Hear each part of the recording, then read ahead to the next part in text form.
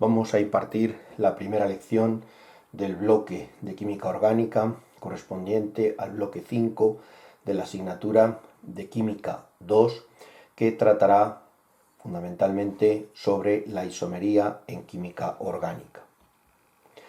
Vamos a recordar algunos conceptos que ya se impartieron en la asignatura de química 1 dentro del bloque de enlace, que son los tipos de hibridación que presenta el carbono.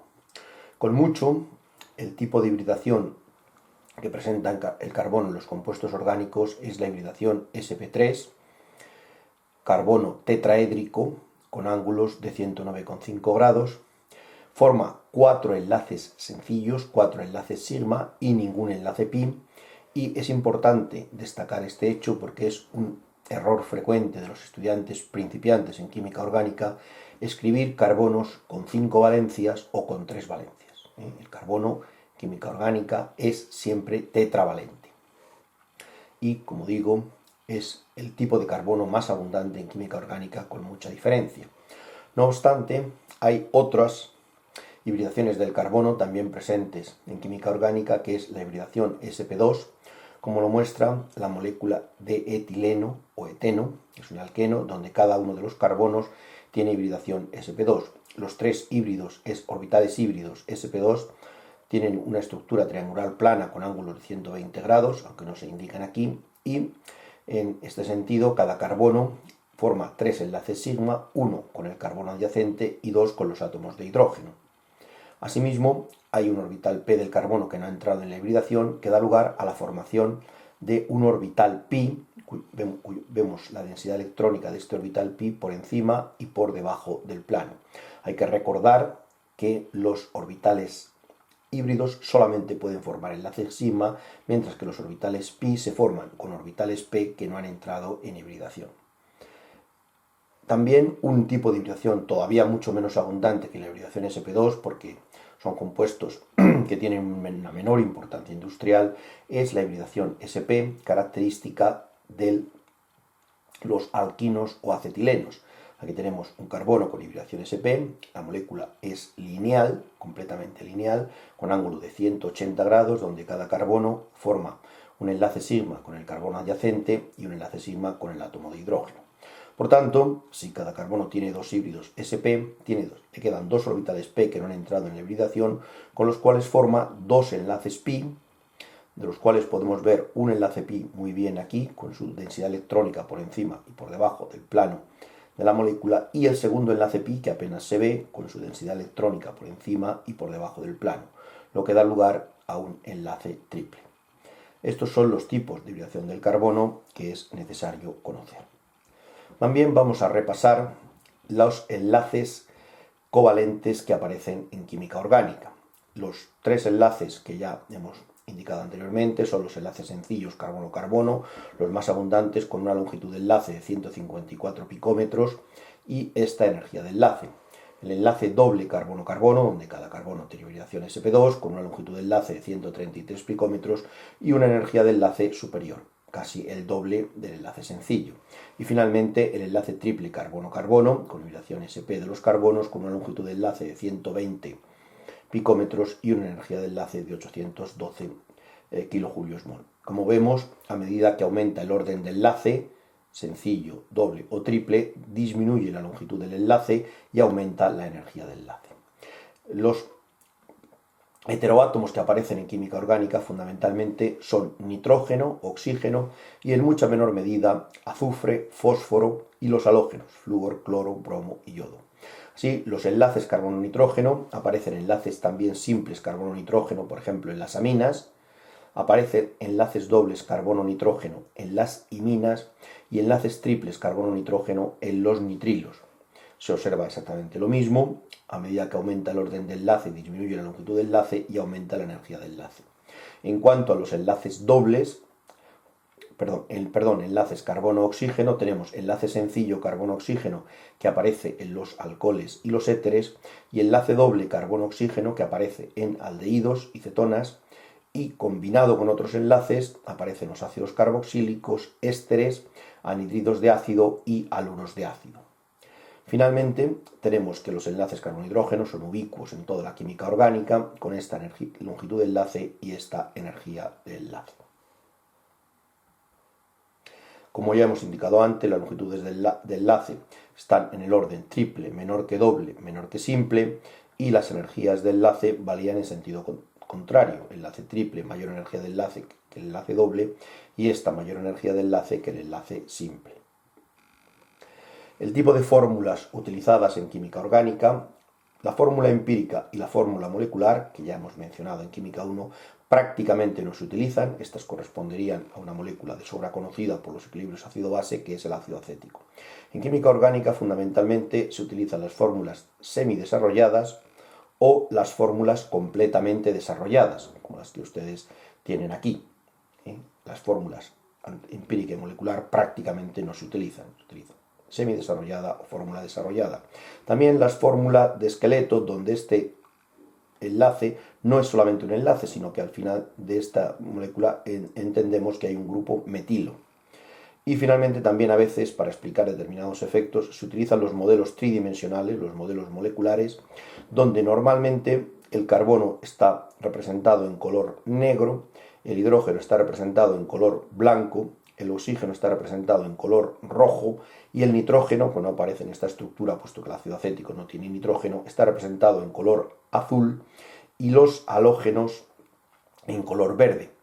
Finalmente, el azufre, si apareciera, se suele representar en color amarillo y el fósforo en color violeta.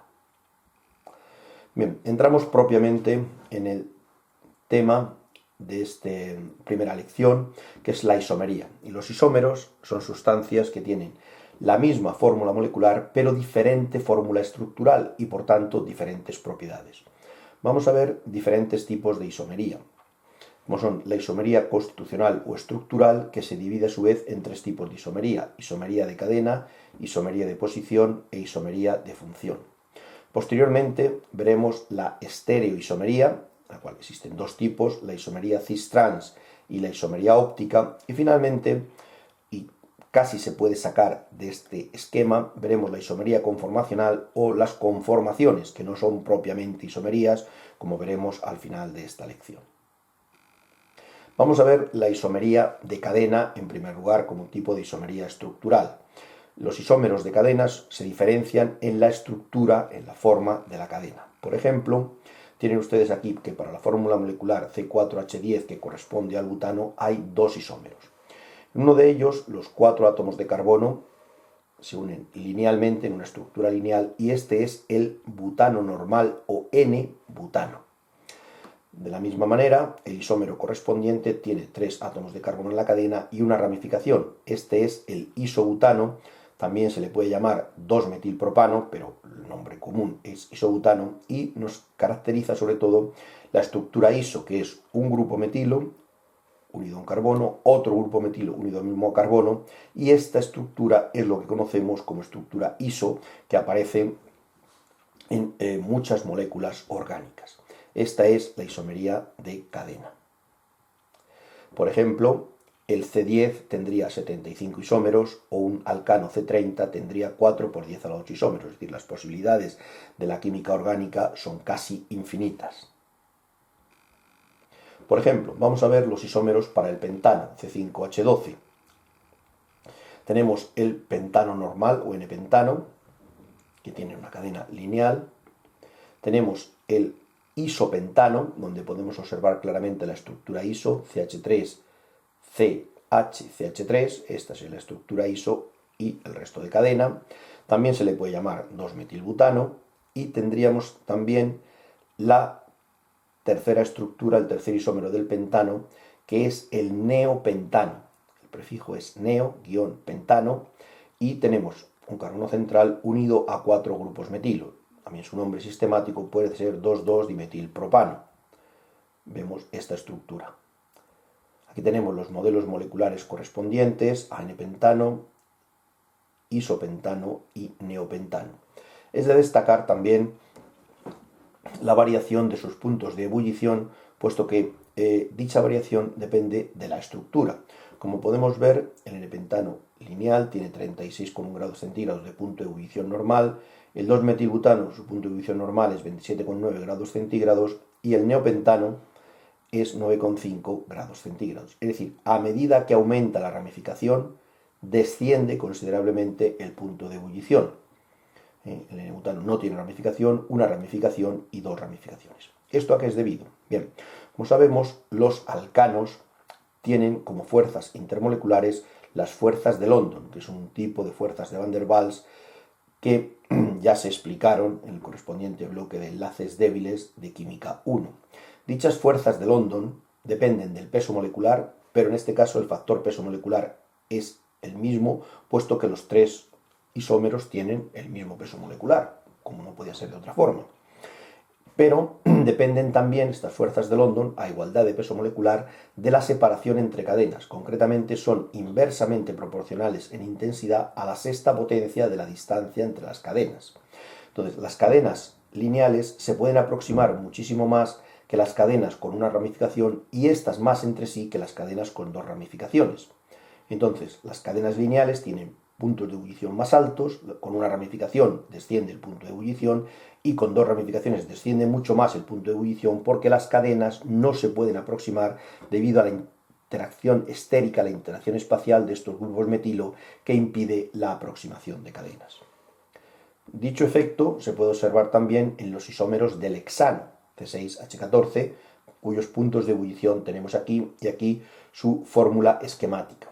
El N-hexano lineal tiene punto de ebullición 69, el 2,3-metilpentano con una ramificación solo tiene 63, el 2,3-dimetilbutano tiene 58 y el 2,2-dimetilbutano con las dos ramificaciones en el mismo carbono tiene 50. Es decir, la explicación es la misma que en el caso anterior. A medida que aumenta la ramificación, aumenta la distancia intermolecular entre las cadenas. No se pueden aproximar las cadenas debido a la presencia de estas ramificaciones que presentan un impedimento estérico y ello hace que descienda el correspondiente punto de ebullición normal.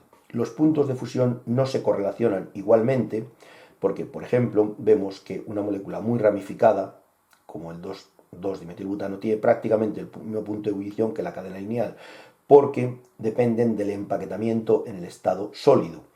No solamente gobiernan las fuerzas intermoleculares, sino el tipo de la facilidad de empaquetamiento en estado sólido. Entonces, lo que se correlaciona bien y lo que vamos a correlacionar siempre son los puntos de ebullición normales, es decir, el paso del estado líquido al estado vapor.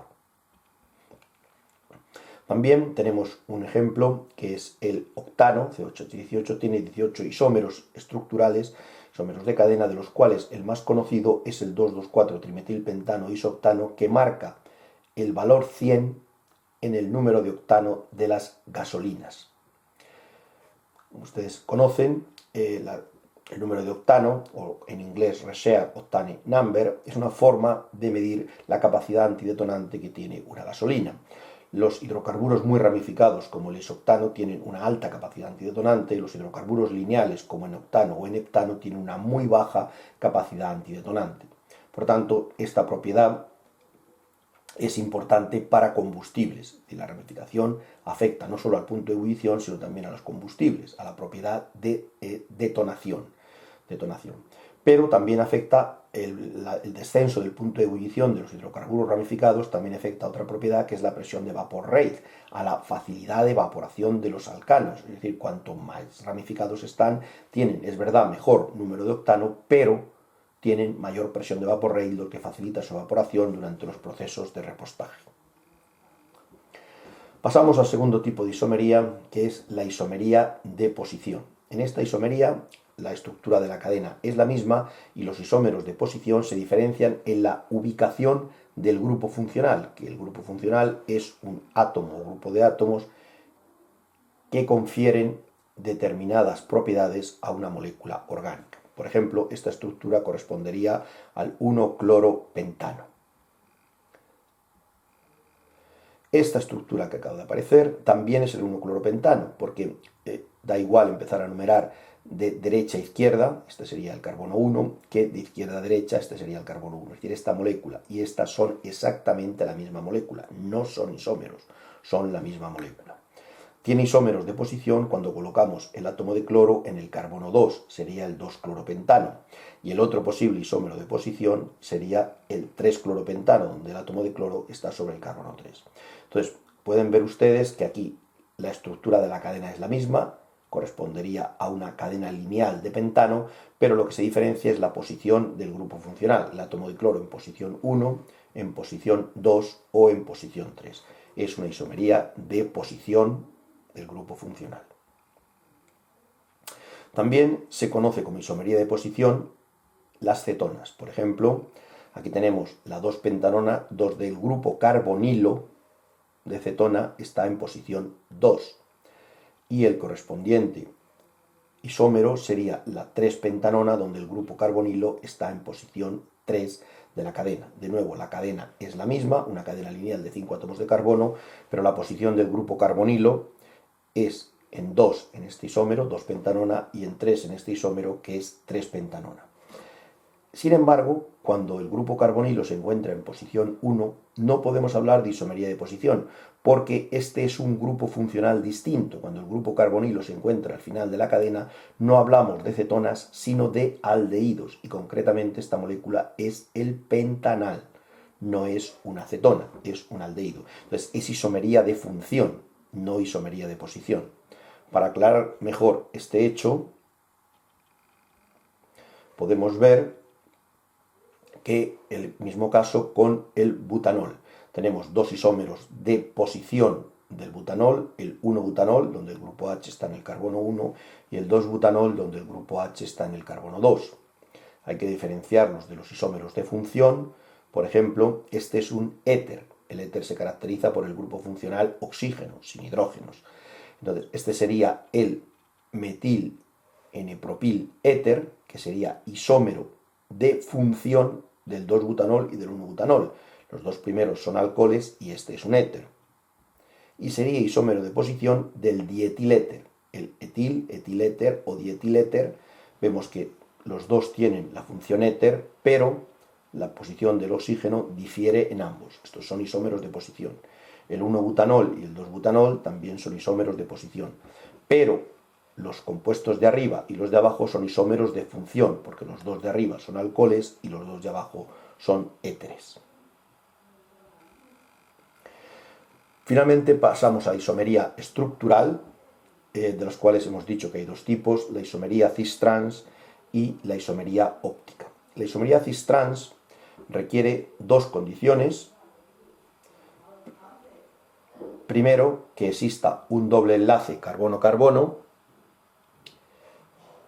y además que cada uno de los carbonos de este doble enlace tenga sustituyentes diferentes. Como podemos ver en este caso, este carbono tiene un sustituyente cloro y un sustituyente hidrógeno, y este otro carbono tiene un sustituyente cloro y un sustituyente hidrógeno. Bien, si dibujamos un eje imaginario que pasa por los dos carbonos, si los dos sustituyentes, cloro, se sitúan del mismo lado de este eje imaginario, tenemos el isómero cis 1,2-dicloretileno. Si por el contrario los dos sustituyentes cloro se sitúan en lados opuestos de este eje imaginario que pasa por los dos carbonos, cloro a un lado, cloro a otro, tenemos el trans 1,2-dicloretileno. Son compuestos distintos, son isómeros cis-trans. El primero, el cis, tiene momento dipolar 1,89 de Weiss y un punto de ebullición de 60,3 grados centígrados, mientras que el isómero trans no tiene momento dipolar porque los dos momentos dipolares carbono-cloro se anulan por geometría y por consiguiente, al no carecer de momento dipolar permanente como fuerza intermolecular, su punto de ebullición normal es más bajo. Son moléculas que no se pueden convertir salvo que se rompan enlaces o se formen nuevos enlaces. Aquí tienen ustedes los modelos moleculares del cis 1,2-dicloretileno y el trans 1,2-dicloretileno. Bien, aquí tenemos la molécula de cis 1,2-dicloretileno. Si la giramos 180 grados, tenemos la misma molécula. No son isómeros, sino que son la misma molécula. Recuerden que únicamente hay que fijarse que si dibujamos un eje que une los dos carbonos, si los dos cloros quedan del mismo lado, como en la estructura de arriba o en la estructura de abajo, tenemos el cis, es la misma molécula. Lo mismo sucede con el trans. Si dibujamos este eje que está representado aquí por una línea de puntos verde, si los dos sustituyentes están de distinto lado de esta línea, tenemos el isómero trans, y aunque lo giremos 180 grados, dibujamos la línea imaginaria, los dos sustituyentes están de distinto lado, podemos seguir diciendo que tenemos el isómero trans. Sin embargo, esta situación se puede complicar, porque la nomenclatura cis-trans a veces es insuficiente. En este caso, por ejemplo, que tenemos la molécula de 1-bromo, 1-yodo, 2-cloroetileno. Se cumple la condición de que existe un doble enlace y cada carbono tiene sustituyentes diferentes, cloro, hidrógeno, y este carbono, bromo y yodo. Pero en este caso nos resulta difícil asignar en el segundo carbono si sería cis o sería trans. Entonces recurrimos a la nomenclatura EZ, que viene de las iniciales de las palabras alemanas que significan Z del mismo lado y E de lados opuestos. ¿Cómo se opera en este caso?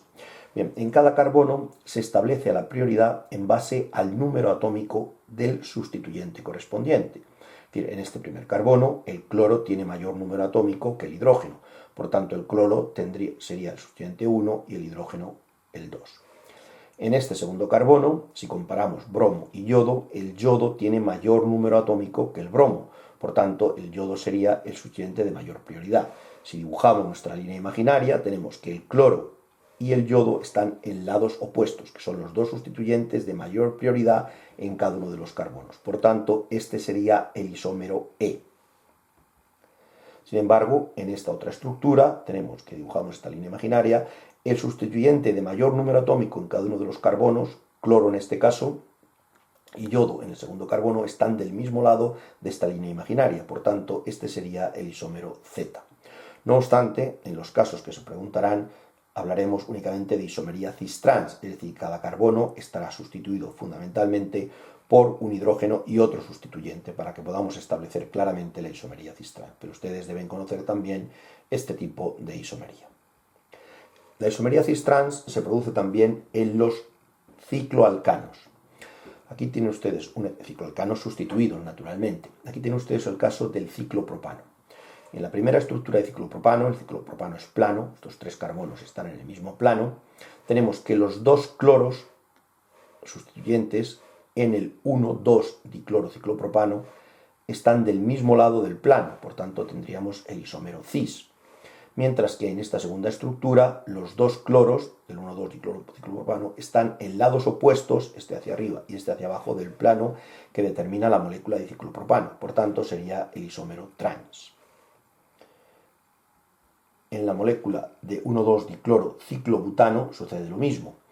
En esta primera estructura, los dos cloros están del mismo lado del plano, aunque la molécula de ciclobutano puede no ser completamente plana, puede tener uno de los picos puede doblarse, tener forma de sobre, pero en este caso se ve claramente que este es el isómero cis y aquí los dos cloros están de lados opuestos del plano que define la molécula de ciclobutano y por tanto sería el isómero trans. Hay que indicar que esta nomenclatura de enlaces, este enlace sólido significa que sale hacia afuera del plano de la pantalla y este enlace por puntos significa que va hacia adentro del plano de la pantalla.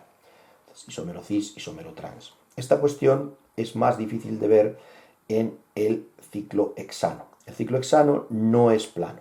Aquí tienen ustedes un modelo molecular de ciclohexano donde si nosotros consideramos un plano medio de la molécula de ciclohexano, que aunque aquí esté representado como una molécula plana, no es una molécula plana, sino que tiene forma de silla, podemos ver que en este caso los dos cloros del 1,2-diclorociclohexano, uno sube hacia arriba, está hacia arriba de este plano medio de la molécula, que si suponemos que este es el plano medio de la molécula, uno sube hacia arriba y el otro va hacia abajo. Entonces claramente podríamos decir que esta corresponde al trans 1,2-diclorociclohexano. Sin embargo, en el cis, en el correspondiente isómero cis, esto se ve peor, porque dibujar este plano medio, si yo lo dibujo por aquí, efectivamente es muy difícil ver que los dos cloros, este cloro está en lo que se denomina una posición axial y este otro cloro está en una posición que se denomina ecuatorial. Entonces parecería que seguimos teniendo isómeros trans, pero no es así.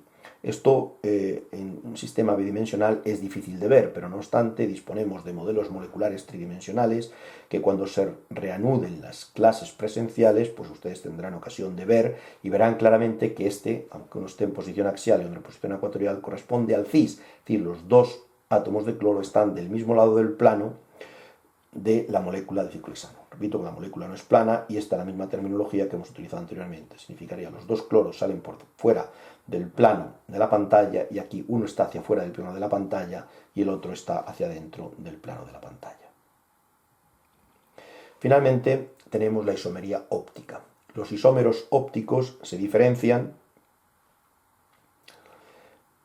en únicamente una propiedad, que es su actividad óptica. Es decir, tienen exactamente las mismas propiedades físicas y químicas, pero se diferencian en su actividad óptica, que es la desviación del plano de la luz polarizada en un equipo que se llama naturalmente polarímetro. Bien, ¿qué condición necesita una molécula orgánica para tener isomería óptica, para ser isómeros ópticos? Pues la condición es, primero, tener al menos un carbono tetraédrico que tenga 4 sustituyentes distintos. Si se cumple esto, se dice que ese carbono es un carbono asimétrico o carbono quiral. Por ejemplo, en esta estructura que se representa aquí, podemos ver que este carbono es un carbono tetraédrico, pero no tiene 4 sustituyentes diferentes. Tiene bromo, tiene cloro, pero los otros 2 sustituyentes son iguales, son hidrógenos. Entonces, esta estructura es perfectamente superponible con su imagen especular.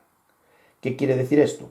Pues que si nosotros colocamos imaginariamente esta molécula sobre esta, que es su imagen especular, carbono coincide con carbono, bromo coincide con bromo, cloro coincide con cloro, y este hidrógeno de la izquierda coincide con este hidrógeno de la izquierda y el hidrógeno de la derecha coincide con el hidrógeno de la derecha. Repito, este compuesto es aquiral, es un carbono no asimétrico, no tiene isomería óptica. Lo ponemos para que ustedes vean la diferencia con un compuesto quiral. Compuesto quiral, como este, vemos que tiene un átomo de carbono quiral o carbono asimétrico. ¿Por qué? Porque tiene, naturalmente, es un carbono tetraédrico y en este caso sí que tiene 4 sustituyentes completamente distintos: bromo, cloro, flúor e hidrógeno. En este caso, si representamos aquí su imagen especular, esta correspondería a esta estructura y aquí debajo hemos situado su imagen especular. Cuando queremos superponer esta estructura con su imagen especular, nunca podemos hacerles coincidir. Es decir, coincidiría carbono con carbono, el bromo coincidiría con el bromo, el cloro coincidiría con el cloro, pero el flúor no coincidiría con el hidrógeno, porque aquí tenemos hidrógeno, y el hidrógeno no coincidiría porque aquí tenemos flúor. Es decir, no es posible superponer esta estructura con su imagen especular representada aquí abajo. Entonces, en este caso sí se trata de una molécula quiral, de una molécula que presente isomería óptica, porque cumple las dos condiciones. Tenemos el carbono tetraédrico y además con 4 sustituyentes diferentes.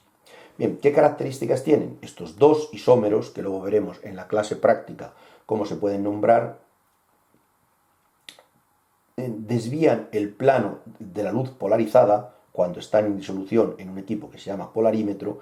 Uno lo desvía hacia la derecha, se denomina destrógiro, y el otro lo desvía hacia la izquierda, que se denomina levógiro. Sí, por supuesto, en un ángulo idéntico si los dos están en la misma concentración. Bien, los compuestos que presentan isomería óptica, estas dos sustancias, se llaman enantiómeros. Enantiómeros o enantiomorfos, que viene del griego forma y formas opuestas, ¿verdad? El número de enantiómeros que tiene una molécula orgánica es 2 elevado a n, siendo n el número de carbonos quirales o carbonos asimétricos. Posteriormente, en la clase práctica, veremos algunas puntualizaciones también sobre la existencia de enantiómeros. Bien, cuando se dispone de una mezcla al 50% de uno de los enantiómeros y del otro de los enantiómeros, tenemos lo que se llama una mezcla racémica. Dicha mezcla racémica compensa la actividad óptica de un enantiómero con la del otro y no desvía el plano de la luz polarizada en ningún sentido.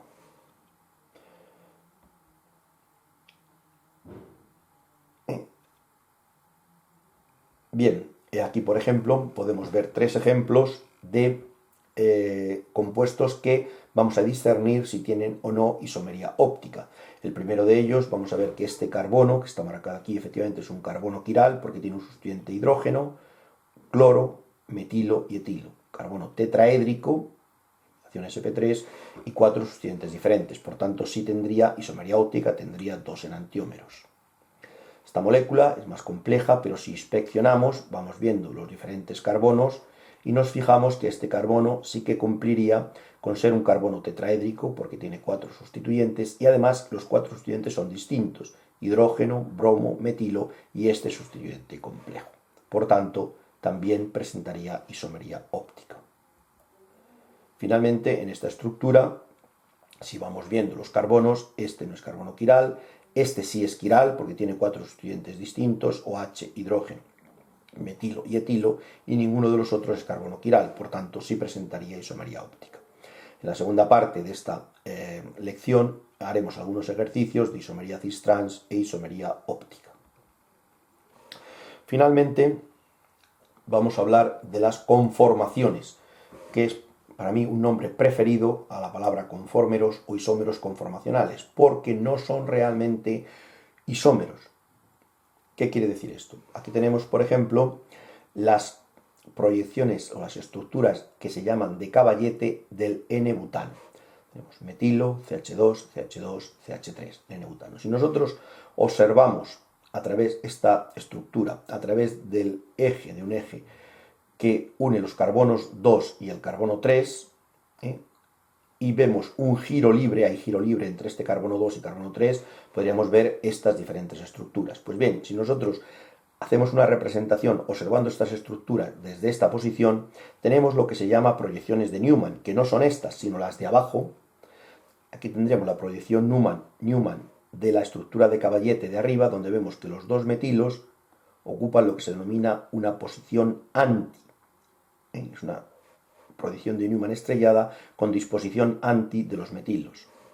En esta otra, que se obtiene por libre giro a partir de la primera a lo largo del enlace carbono 2, carbono 3, es una conformación eclipsada porque el metilo de delante eclipsa el de atrás y lo mismo, el hidrógeno de delante al de atrás y el hidrógeno de delante al de atrás. Se llama eclipsada. Y la última de la derecha corresponde a una conformación que se llama gauche. Es una conformación estrellada como la primera, pero no es anti, porque los dos grupos sustituyentes, los dos metilos, están próximos entre sí, no están eclipsados como aquí, pero están próximos entre sí y es lo que se llama conformación gauche. Entonces tenemos conformaciones eclipsadas, cuando los enlaces coinciden como ven aquí, conformaciones estrelladas, que son dos tipos, la conformación anti, los metilos están más alejados, y conformación gauche. Recordemos que hay un equilibrio conformacional entre estas tres estructuras, entre los tres conformeros. Los conformeros no tienen la misma estabilidad, cada uno tiene una energía asociada y así podemos ver este orden de estabilidad. La conformación anti es la más estable, es más estable que esta conformación gauche, o que es correspondiente a conformación gauche, más estable que la conformación eclipsada que eclipsa hidrógeno con metilo, metilo con hidrógeno, y mucho más estable que la que eclipsa a los dos metilos, que presentan una fuerte interacción estérica. Pero recordamos que a diferencia de todas las estructuras que hemos visto anteriormente, los conformeros no son isómeros, aunque aquí ponga ese nombre, sino que son diferentes formas moleculares que están todas en equilibrio. Aquí faltarían flechas de equilibrio, aunque este equilibrio en general está muy desplazado hacia la conformación anti, que es la más estable, y a medida que bajamos la temperatura más podemos ver el resto de conformaciones, pero a temperatura ambiente esta es la conformación más estable. Finalmente vamos a hacer una reflexión sobre las propiedades físicas, algunas de las cuales hemos visto sobre los compuestos orgánicos, que son básicamente, vamos a poder correlacionar sus puntos de ebullición, sus puntos de fusión dependen del empaquetamiento molecular y son más difíciles de correlacionar, con su solubilidad en agua y en compuestos apolares.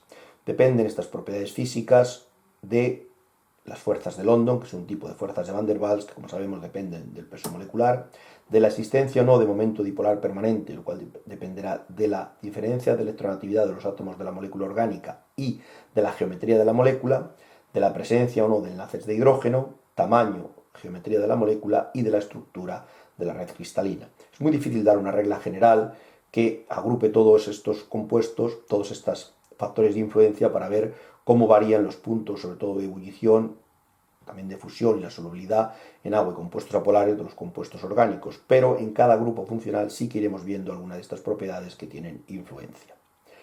Bien, y con esto termina esta primera lección de química orgánica que basa fundamentalmente sobre isomería, y a continuación haremos algunos ejercicios sobre isomería.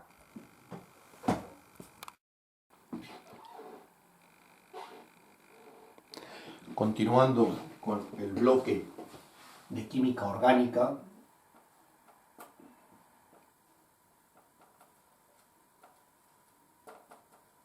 y dentro de la primera lección de isomería vamos a ver algunos conceptos iniciales antes de hacer los ejercicios. Vamos a ver cómo se nombrarían los isómeros ópticos, aunque esto no va para examen, pero igual que hemos dicho la nomenclatura EZ para isómeros geométricos, isómeros cis-trans, vamos a explicar esta isomería. Por ejemplo, los dos isómeros ópticos que hemos puesto en la presentación, tendríamos este isómero, tendríamos carbono tetraédrico, el bromo hacia arriba, cloro, hidrógeno que va hacia detrás y el flúor. Vamos a explicar cómo se nombraría este compuesto, este enantiómero. Igualmente que en el caso de la isomería EZ, numeramos por número atómico. El primer sería el bromo, el segundo sería el cloro, el tercero sería el flúor y el cuarto sería el hidrógeno. Y entonces nos movemos teniendo siempre el sustituyente de menor prioridad hacia atrás del plano de la pizarra. Vemos cómo nos desplazamos desde el sustituyente de mayor prioridad 1 al de menor prioridad. En este caso 1, 2 y 3 daríamos un giro en sentido horario. Por tanto, este sería el isómero R.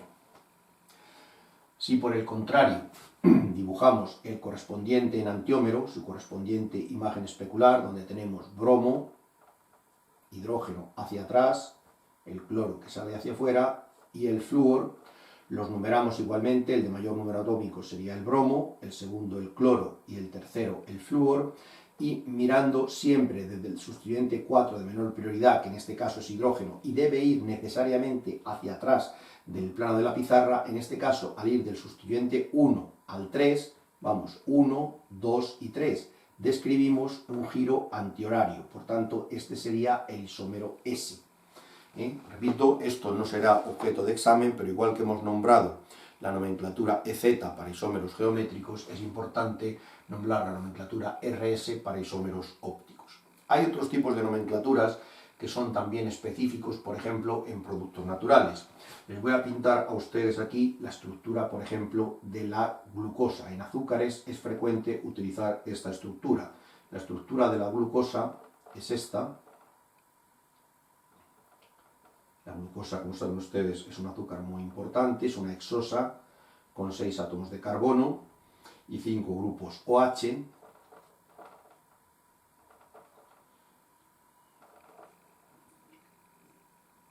Tendríamos OH, H y CH2OH. Es una hexosa donde tenemos el carbono 1, 2, 3, 4, 5 y 6. Pues bien, si el OH del carbono 5 en esta fórmula estructural que ahora marcamos se encuentra a la derecha, tendríamos la D-glucosa. La D-glucosa. Si este OH estuviera a la izquierda, tendríamos la L-glucosa, pero existe la particularidad de que todos los azúcares que existen en la naturaleza, no solamente hexosas, sino también pentosas, tetrosas, triosas, etc., son de configuración D, D-glucosa. Igual sucede con los aminoácidos. Los aminoácidos, por ejemplo, si representamos la estructura, esta estructura, CO2H, los sillares de las proteínas, tendríamos la alanina, ¿verdad? Y en esta estructura, esta sería en el carbono, este es el carbono 1, el carbono 2, el carbono 3, tenemos que en el grupo amino, vemos que el grupo amino se encuentra a la izquierda, entonces esta sería la L-alanina. Este tipo de nomenclaturas para isómeros, por supuesto, estos 4 carbonos de la glucosa son quirales, este carbono de la alanina es un carbono quiral, y es otro tipo de nomenclatura que se suele utilizar en azúcares y se suele utilizar en aminoácidos. Los aminoácidos, los que existen en la naturaleza, son todos aminoácidos L. Entonces, de glucosa, L-alanina, de azúcares, L-aminoácidos. Para ello no se suele utilizar tanto la nomenclatura RS. Pasamos entonces a hacer ahora unos ejercicios de la colección de problemas. Concretamente, por tanto, no voy a escribir completamente el enunciado, sino simplemente voy a leerlo. Y tenemos el problema, en primer lugar, el ejercicio 5.25.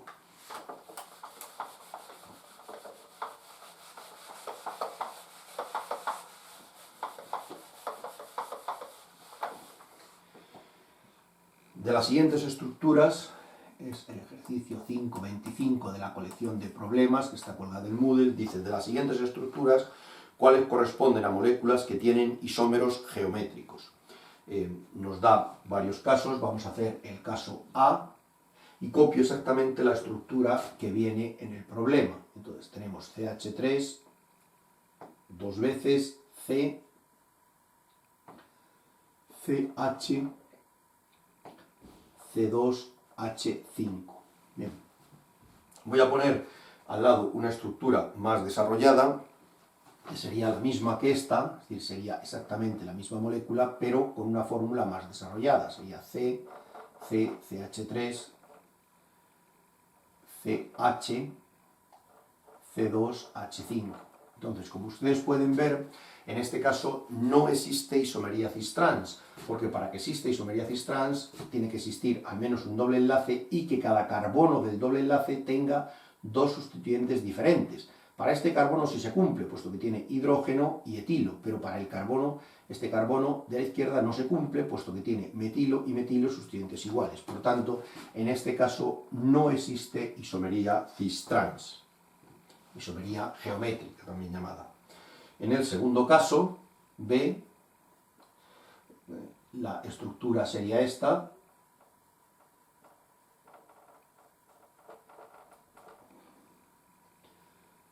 Y en este caso, podemos escribir, en este caso, sí existe isomería cis-trans, puesto que cada carbono del doble enlace tiene sustituyentes distintos: hidrógeno, clorometilo, hidrógeno y metilo. Entonces, si escribimos los isómeros cis-trans, podríamos escribir, por ejemplo, el isómero cis, que sería este.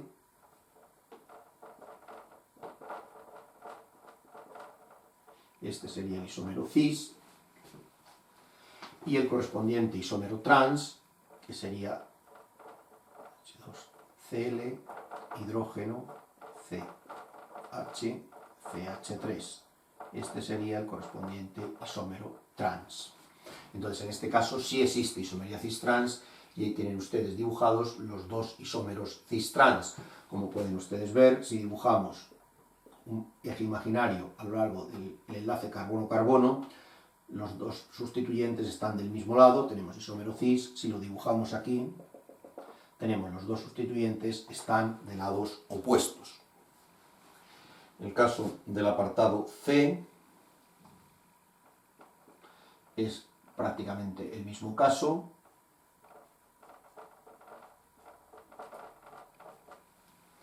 Esta sería la estructura y de nuevo podemos dibujar el isómero cis.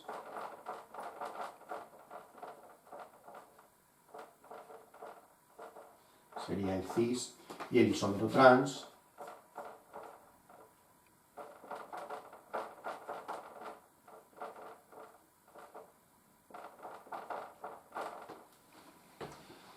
Seguimos aquí. Bien, en el caso del compuesto D, es un caso totalmente similar a este. También se cumple que cada carbono del doble enlace tiene sustituyentes diferentes. En este caso se trata de un ácido dicarboxílico. Vemos que este carbono, sustituyente hidrógeno, sustituyente ácido carboxílico, sustituyente hidrógeno, sustituyente acético, un derivado de acético. Escribiríamos el isómero cis, que sería este isómero,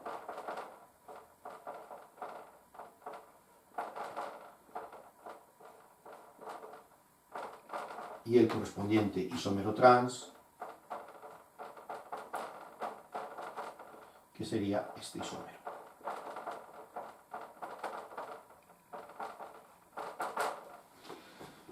El compuesto E, por último, tiene esta estructura, es H2, CH2, COOH, como ven, carece de doble enlace, por tanto no puede tener isomería cis-trans. Para que exista isomería cis-trans es preceptivo que exista doble enlace o exista ciclo.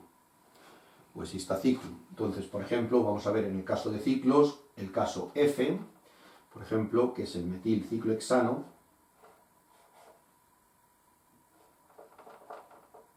En este caso no puede tener isomería cis-trans, puesto que en los cicloalcanos es preciso que existan dos sustituyentes distintos. El metilciclohexano solo tiene un sustituyente. Sin embargo, en el caso G, podemos ver que es el 1,4-dimetilciclohexano, dibujo la estructura, y en este caso sí podríamos ver, que al tener dos sustituyentes en posiciones 1, 4, es el 1,4-dimetilciclohexano, tendría un isómero cis, que vamos a dibujar con un enlace sólido. Los dos metilos saldrían hacia afuera, metilo hacia afuera, metilo hacia afuera, hidrógeno hacia adentro. Este sería el isómero cis 1,4-dimetilciclohexano, y el correspondiente isómero trans correspondería a una estructura que sería esta. Hidrógeno y el metilo hacia adentro. Sería el trans 1,4-dimetilciclohexano. Entonces, en este caso sí isomería cis-trans. Por tanto, existe isomería cis-trans en el caso B, el caso C, el caso D y el caso G. Bien, vamos a continuación a hacer un ejercicio de identificar, es el ejercicio siguiente. Aquí tienen ustedes el ejercicio completo. Y vamos a hacer un ejercicio, el siguiente, que dice: indique si existe cuál es el átomo de carbono asimétrico en cada una de las estructuras siguientes. Es un ejercicio del otro tipo de isomería, que es la isomería óptica.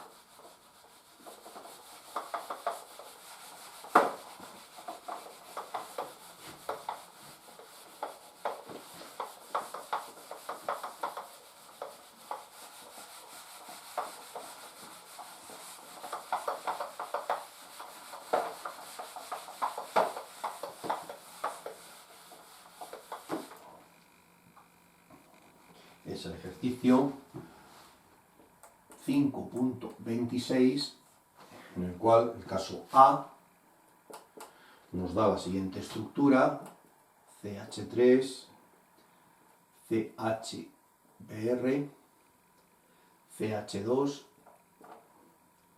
CH3.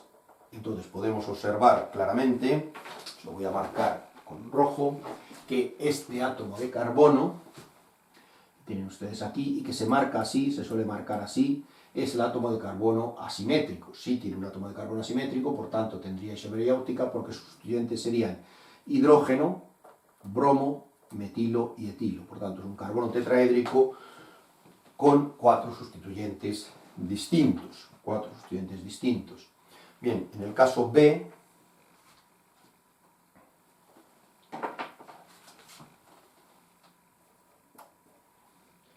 tenemos esta estructura,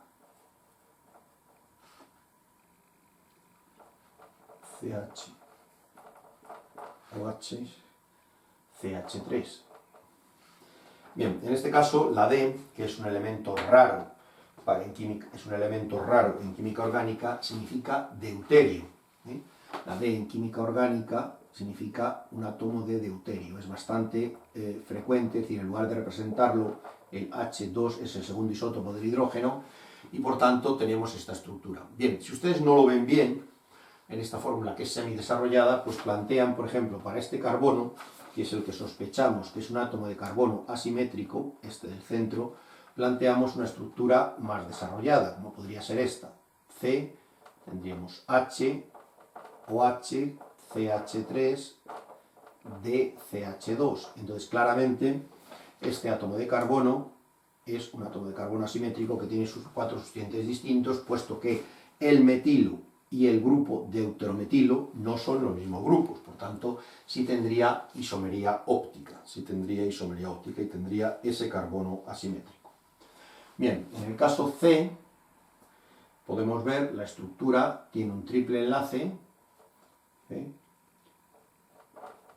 CH2 6 veces, CH3, y aquí podemos ver que no hay ningún átomo de carbono asimétrico, puesto que estos 6 metilenos son idénticos, este idéntico, y esto no son carbonos tetraédricos, por tanto este C no tiene ningún átomo de carbono asimétrico.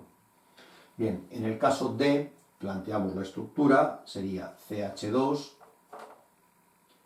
C, entre paréntesis, bromo, y metilo. Si ustedes tienen dificultad en reconocer esto, pues podemos escribir la estructura más desarrollada y podemos escribir el doble enlace, que sería hidrógeno, hidrógeno, carbono, bromo, metilo. Como ustedes pueden ver, no hay ningún átomo de carbono que cumpla las condiciones para ser carbono quiral o carbono asimétrico, puesto que existe todos los carbonos, este es un carbono metílico, tiene 3 sustituyentes iguales, este tiene 2, este es un carbono sp2 y este es un carbono sp2, por tanto esta estructura no tiene ningún átomo de carbono asimétrico.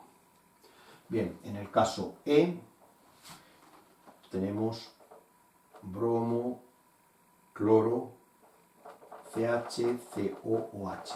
Si ustedes tienen dificultades en verlo así, es mejor que lo dibujen la fórmula completamente desarrollada, que sería esta: hidrógeno, bromo, cloro, COOH. Entonces claramente pueden ustedes ver que este átomo de carbono efectivamente es un átomo de carbono asimétrico que se suele marcar así con un asterisco, aunque no necesariamente en otro color, lo hago por efectos didácticos. Bien, en el caso F, podemos ver, escribimos la estructura, CH3, CH2, nos pone 2 veces CH, COOH. Si nosotros dibujamos la estructura completamente desarrollada, nos queda esta estructura que podemos ver aquí, es decir, hidrógeno, CH3, CH2, CH2, CH3, COOH.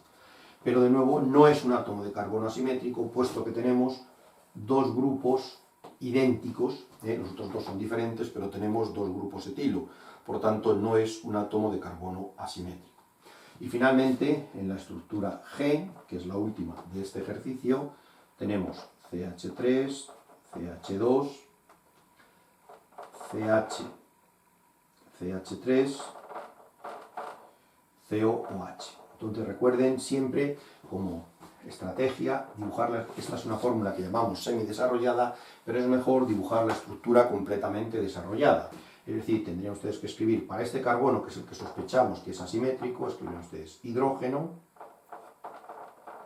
metilo, aquí tendría COOH, y aquí tendría CH2, CH3. Este carbono sí que pueden ustedes ver que es un carbono asimétrico porque tiene los 4 sustituyentes diferentes. ¿Bien? Entonces, bueno, aquí tienen ustedes un ejercicio donde el caso A, el caso B y el caso G tienen E y G, es decir, este tampoco tendría. Entonces el caso A, B, E y G sí tienen carbonos asimétricos. Bueno, aquí termina esta primera lección de química orgánica que versa fundamentalmente sobre el tema de isomería.